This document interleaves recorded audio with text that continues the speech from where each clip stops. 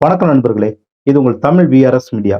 இன்று நம்ம பார்க்கக்கூடிய இந்த வீடியோல எதை பற்றி தெரிஞ்சுக்க போறோம் அப்படின்னு பார்த்தீங்கன்னா, பொதுவாக இன்னைக்கு இருக்கக்கூடிய இந்த டிஜிட்டல் உலகத்துல நம்ம எப்படி ஏமாறாமல் இருப்பது, அதோட மட்டும் இல்லாமல் நம்மளுடைய உடைமைகளை எப்படி பாதுகாத்துக் கொள்வது போன்ற பல தகவலை தான் இன்னைக்கு நம்ம இந்த வீடியோல டீட்டெயில்டா பார்க்க போறோம். இதுவரைக்கும் நம்ம சேனலை இன்னும் சப்ஸ்கிரைப் பண்ணல அப்படின்னா கண்டிப்பாக மறக்காம சப்ஸ்கிரைப் பண்ணுங்க. இந்த வீடியோ பிடிச்சிருக்கு அப்படின்னா உங்க நண்பர்களுக்கு ஷேர் பண்ணுங்க. பொதுவாக என்னதான் ஒரு பெரிய அறிவாளியாக இருந்தாலும் கூட ஒரு சில நேரங்கள்ல நம்மளை அறியாமையே சில இடங்கள்ல நம்ம ஏமாந்திருப்போம். அதற்கு முக்கிய காரணம் என்னென்ன அப்படின்னு பார்த்தீங்கன்னா, ஒண்ணு என்ன அப்படின்னு பார்த்தீங்கன்னா, அதாவது அவர்கள் மீது நம்ம வைத்திருக்கக்கூடிய அதிகப்படியான நம்பிக்கை. அது மாதிரி வைக்கும்போது அந்த இடங்கள்ல நம்ம ஏமாறுவதற்கு அதிக வாய்ப்பு இருக்கு. இன்னொன்னு என்ன அப்படின்னு பார்த்தீங்கன்னா, அதை பற்றிய போதுமான ஒரு அவேர்னஸ் இல்லை அப்படின்னா அந்த இடங்கள்ல நம்ம அதிகமாக ஏமாறுவதற்கு வாய்ப்பு இருக்கு. இன்னைக்கு வளர்ந்து வரக்கூடிய அனைத்து டெக்னாலஜியும் கையாளக்கூடிய அறிவாளியாக இருந்தாலும் கூட ஒரு சில நேரங்கள்ல அதே டெக்னாலஜியை பயன்படுத்தி நம்மளை கொள்ளையடிக்கக்கூடிய ஹேக்கர்ஸ் இன்னைக்கு நாளுக்கு நாள் அதிகரிச்சுக்கிட்டே வராங்க. அதனால இன்னைக்கு இருக்கக்கூடிய இந்த டிஜிட்டல் உலகத்துல நம்மளையும் நம்மளுடைய பொருள்களையும் எப்படி பத்திரமாக பாதுகாத்துக் கொள்வது, என்னென்ன விஷயங்களை செய்யும் போது இனிமே கவனமாக இருக்க வேண்டும் அப்படின்னு பாத்தீங்கன்னா, நீங்க யூஸ் பண்ணக்கூடிய உங்களுடைய ஆண்ட்ராய்டு போனை பொறுத்தவரை இனிமேல் எந்த ஒரு சீக்கிரட்டையுமே அந்த போன்ல சேவ் பண்ணாதீங்க. ஏன் அப்படின்னு பாத்தீங்கன்னா, இந்த போன் வழியாக தான் இன்னைக்கு இருக்கக்கூடிய இந்த ஹேக்கர்ஸ் எல்லாருமே உங்களுடைய பணத்தையோ உங்களுடைய பொருள்களையோ கொள்ளையடிக்கிறதுக்கான அதிக வாய்ப்பு இருக்கு அப்படிங்கிறத நமது சைபர் கிரைம் மூலியமாக சொல்லியிருக்காங்க. எந்தெந்த விஷயத்தை எல்லாம் நீங்க இந்த போன்ல சேவ் பண்ணக்கூடாது அப்படின்னு பார்த்தீங்கன்னா, ஃபார் எக்ஸாம்பிளுக்கு உங்களுடைய பேங்குடைய நெட் பேங்குடைய ஐடி பாஸ்வேர்டை நீங்க சேவ் பண்ணாதீங்க. அதே மாதிரி ஏடிஎம் கார்டுடைய பின் நம்பரை சேவ் பண்ணாதீங்க.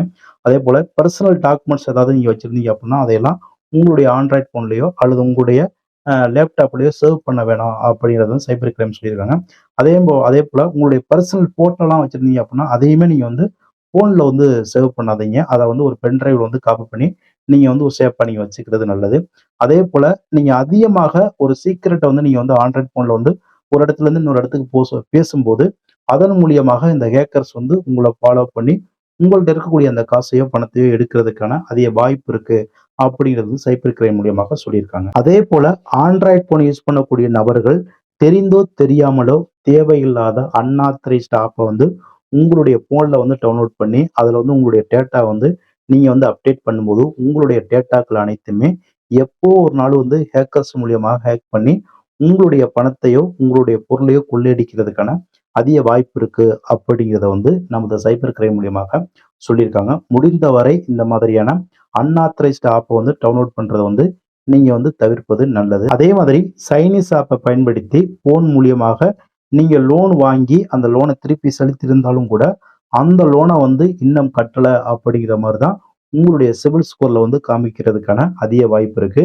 நீங்க அந்த மாதிரி நீங்க சைனீஸ் ஆப்பை பயன்படுத்தி நீங்க போன் மூலியமாக நீங்க லோன் வாங்கியிருந்தீங்க அப்படின்னா உங்களுடைய சிவில் ஸ்கோரை கண்டிப்பாக நீங்க செக் பண்ணுங்க. செக் பண்ணி பார்க்கும்போது நீங்க அந்த லோனை இன்னும் அடைக்கல அப்படிங்கிற மாதிரி தான் அவங்க அந்த சிவில் ஸ்கோர்ல காமிச்சிருக்காங்க. அதனால முடிந்தவரை இந்த மாதிரி போன் மூலியமாக நீங்க லோன் வாங்குறத முற்றிலும் தவிர்ப்பது நல்லது. ஏன் அப்படின்னு பார்த்தீங்கன்னா, இது எல்லாமே ஒரு சைனீஸ் பேஸ்ட் கம்பெனியை பேஸ் பண்ணி தான் இந்த லோன் எல்லாமே இங்க இந்தியாவில் கொடுத்துக்கிட்டு இருக்காங்க. அப்படி கொடுக்கும்போது ஃபியூச்சர்ல உங்களுடைய டேட்டா அவங்க ஹேக் பண்ணி உங்களுடைய பொருள்களையோ அல்லது அந்த பணத்தையோ கொள்ளையடிக்கிறதுக்கான அதிக வாய்ப்பு இருக்கு அப்படிங்கிறதையும் நமது சைபர் கிரைம் மூலியமாக சொல்லியிருக்காங்க. முடிந்தவரை இந்த மாதிரி போன் மூலியமாக நீங்க லோன் வாங்குறத முற்றிலும் தவிர்ப்பது நல்லது. முடிந்தவரை சீக்கிரட் டேட்டாக்கள் எதையுமே சோசியல் மீடியால ஷேர் பண்ணாதீங்க. அப்படி ஷேர் பண்ணும்போது உங்களுடைய டேட்டாக்களை ஹேக் பண்ணி உங்களுடைய பொருள்களை கொள்ளையடிக்கிறதுக்கான அதிக வாய்ப்பு இருக்கு அப்படிங்கிறது ஒவ்வொரு முறையும் நமது சைபர் கிரைம் சொல்லிட்டு இருக்காங்க.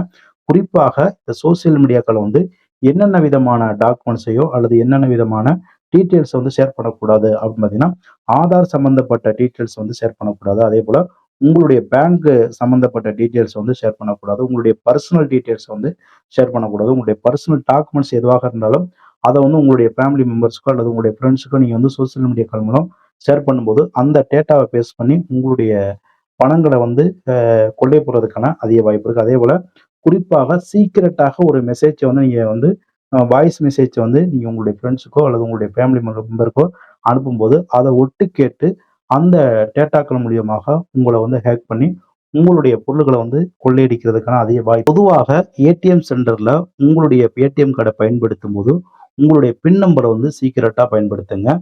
அதே மாதிரி ஏடிஎம் மிஷின்ல உங்களுடைய பின் நம்பரை டைப் பண்ணும்போது ஏதாவது ஒரு பொருளையோ அல்லது கையோ மறைத்து வைத்துக்கொண்டு அந்த பின் நம்பரை நீங்க வந்து டைப் பண்ணீங்க அப்படின்னா, உங்களுடைய பணம் வந்து சேஃபா இருக்கிறதுக்கான அதிக வாய்ப்பு இருக்கு. ஏன் அப்படின்னு பார்த்தீங்கன்னா, ஒரு சில ஏடிஎம் சென்டர்ல வந்து இந்த ஹேக்கர்ஸ் உடைய ரிட்டர்ன் கேமரா வைக்கப்படுறதுனால, இந்த பின் நம்பர் வந்து அவங்க வந்து ட்ரேஸ்ஓவர் பண்ணி, அந்த பின் நம்பரை யூஸ் பண்ணி உங்களுடைய பணத்த வந்து கொள்ளையடிக்கிறதுக்கான அதிக வாய்ப்பு இருக்கு. அதனால முடிந்தவரை நீங்க ஏடிஎம் சென்டர்ல வந்து பின் நம்பர் யூஸ் பண்ணும்போது, எதுவும் ரிட்டர்ன் கேமரா இருக்கா அப்படிங்கிறத வந்து ஒரு முறை நீங்க செக் பண்ணிட்டு, கையையோ அல்லது ஏதாவது ஒரு பேப்பர மறைச்சிட்டு, அந்த பின் நம்பர வந்து நீங்க யூஸ் பண்ணீங்க அப்படின்னா, உங்களுடைய பணம் வந்து சேஃபா இருக்கிறதுக்கான அதிக வாய்ப்பு இருக்கு. அதேபோல உங்களுடைய ஏடிஎம்ல இருக்கக்கூடிய அந்த பின் நம்பர வந்து ஒவ்வொரு மாசமும் நீங்க வந்து சேஞ்ச் பண்ணீங்க அப்படின்னா, உங்களுடைய பணம் வந்து சேஃபா இருக்கிறதுக்கான அதிக வாய்ப்பு இருக்கு. வங்கிகளாக இருந்தாலும் சரி, அல்லது நிதி நிறுவனங்களாக இருந்தாலும் சரி, உங்களுடைய நகைகள வந்து அடகு வைத்துவிட்டு, மீண்டும் அந்த நகைய திருப்பும்போது, அந்த நகை வந்து ஒரிஜினலா இல்லையா அப்படிங்கிறத வந்து ஒரு அப்ரைசரை கொண்டு அத வந்து உறுதிப்படுத்திக்கங்க. அதேபோல அந்த நகையுடைய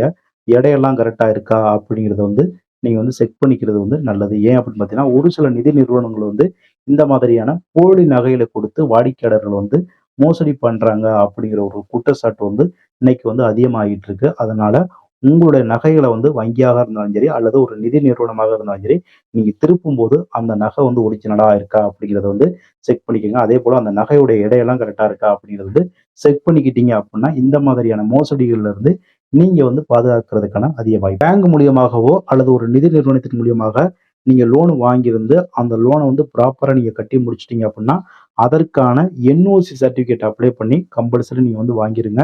இல்ல அப்புட்ன்னா, அந்த நிறுவனங்கள் என்ன பண்றாங்க அப்படின்னு பார்த்தீங்கன்னா, ஏதாவது ஒரு டியூ வந்து உங்க பேர்ல வந்து பெண்டிங் இருக்கு அப்படிங்கிறத காமிச்சு, உங்களுடைய சிபில் ஸ்கோர வந்து பாதிப்பு ஏற்படுத்துறதுக்கான அதிக வாய்ப்பு இருக்கு. அந்த மாரி நீங்க லோன் வாங்கியிருந்து, அத ப்ராப்பரா நீங்க கட்டி முடிச்சுட்டீங்க அப்படின்னா, அதற்கான என்ஓசி சர்டிபிகேட்ட வந்து அப்ளை பண்ணி நீங்க வந்து வாங்கிருங்க. அத அப்ளை பண்ணி நீங்க வாங்கினதுக்கு பிறகு, உங்களுடைய பேர்ல வந்து ஏதாவது ஒரு டியூ இருக்கு அப்படிங்கிற மாரி அவங்க காமிச்சு, உங்களுடைய சிபில் ஸ்கோர வந்து அவங்க வந்து அ பாதிப்பு ஏற்படுத்தியிருந்தாங்க அப்படின்னா, அவர்கள் மீது நம்ம வந்து ஒரு கேஸ் போடுறதுக்கு அதிக வாய்ப்பு இருக்கு.